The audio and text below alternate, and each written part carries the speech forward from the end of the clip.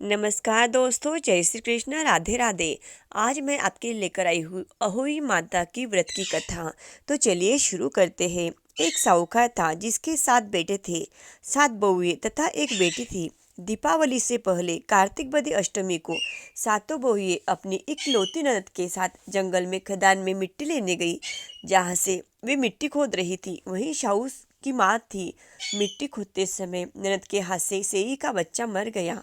शाहू माता बोली कि अब मैं तेरी कोख बांधूंगी।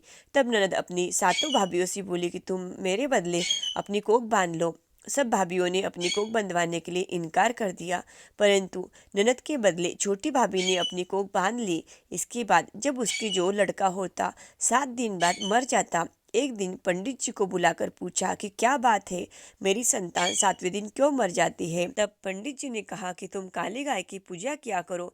काली गाय शाहू माता की भाईली है, वह तेरी कोख छोड़ देगी और तेरा बच्चा जिएगा। इसके बाद से वह बहू प्रातःकाल उठकर चुपचाप काली गाय के नीचे सफाई आदि कर आती।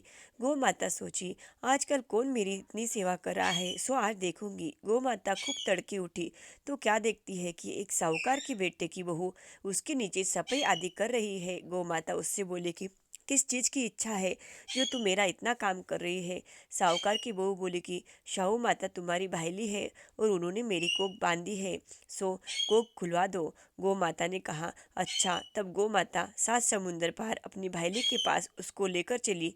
रास्ते में कड़ी धूप, इसलिए दोनों एक पेड़ के नीचे बैठ गई। थोड़ी देर में एक सांप आया और उसी पेड़ पर गरुड़ पक्षी का बच्चा था, उसको मारने लगा। तब साहूकार की बहू ने सांप मारकर ढाल के नीचे दबा दिया और बच्चों को बचा लिया। थोड़ी देर में गरुड़ पक्षी आई तो वहाँ खून पड़ा देखकर साहूकार की बहू की चोंच मारने लगी। तब बहू बोली कि मैंने तेरे बच्चों को मारा नहीं, बल्कि सांप तेरे बच्चों को डसने आया था।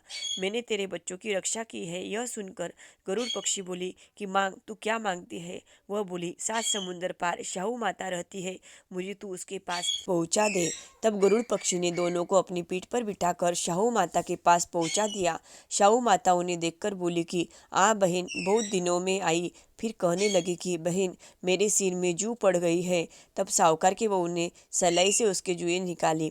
इस पर शाहू माता प्रसन्न होकर बोली कि तूने मेरे सिर में बहुत सलाई गेरी है, इसीलिए तेरे 7 बेटे और 7 बहुएं हो। वह बोली कि मेरे एक बेटा नहीं, 7 बेटे कहाँ हो गए। शाहू माता बोली, क्या बात है। तब वह बोली, मुझे वचन दे तो बताऊँ। शाहू माता बोली, वचन दिया। तब साहूकार की बहू बोली, मेरी कोख तो तुम्हारे पास बंद पड़ी है। यह सुनकर शाहू माता बोली कि तूने मुझे ठग लिया। मैं तेरी को खोलती तो नहीं, परंतु अब खोलना पड़ेगा।